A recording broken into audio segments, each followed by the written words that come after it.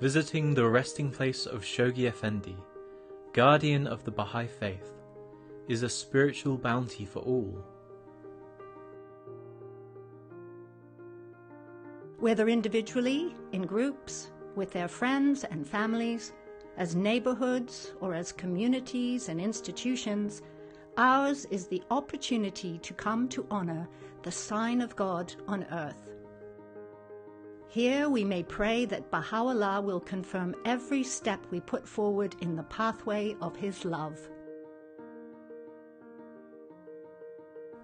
The National Spiritual Assembly earnestly hopes and prays that all of the Friends will avail themselves regularly of the opportunity to make visits to this sacred spot.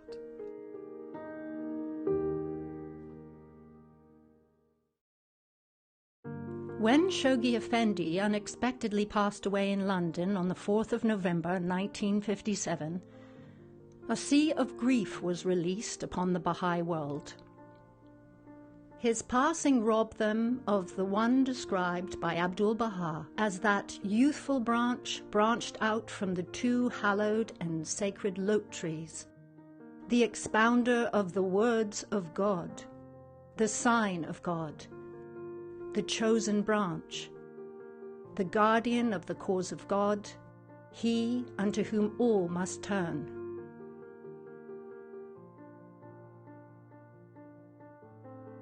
Shoghi Effendi's widow, Amatul Baha Ruhiya Khanum, later wrote, "It would be hard indeed to find a comparable figure in history, who in a little over a third of a century set so many different operations in motion, who found the time to devote his attention to minute details on one hand, and on the other to cover the range of an entire planet with his plans, his instructions, his guidance, and his leadership." The final resting place in London of the guardian of the cause of God is therefore a site of far-reaching significance for the Baha'is of the United Kingdom and the world. Shoghi Effendi's deep relationship with this land, to which he first came to begin his studies at Oxford University, whose landmarks and landscape he visited and admired, and whose language he mastered to such a remarkable degree, was forever sealed with the interment of his mortal remains in its soil. Shoghi Effendi's grave was built of the same dazzling white Carrara marble he had himself chosen for the monuments of his distinguished forebears in Haifa. The single marble column, crowned by a Corinthian capital, is surmounted by a globe, the map of Africa facing forward. For had not the victories won in Africa brought him the greatest joy during that last year of his life? Atop the globe perches a stately gilded eagle, a reproduction of a Japanese sculpture which Shoghi Effendi had placed in his own room.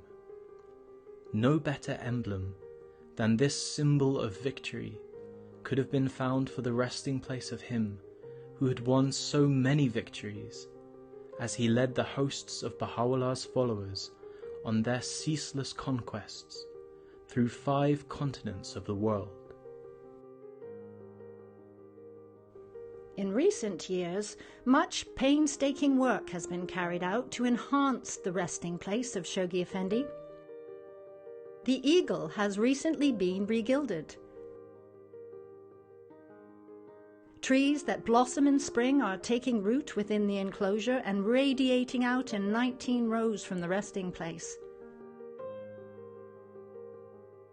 Newly planted flowers increase the beauty of this sacred spot, delighting every eye. The pathways, the stone urns, the brick walls and entrance gate have all been replaced using high-quality materials,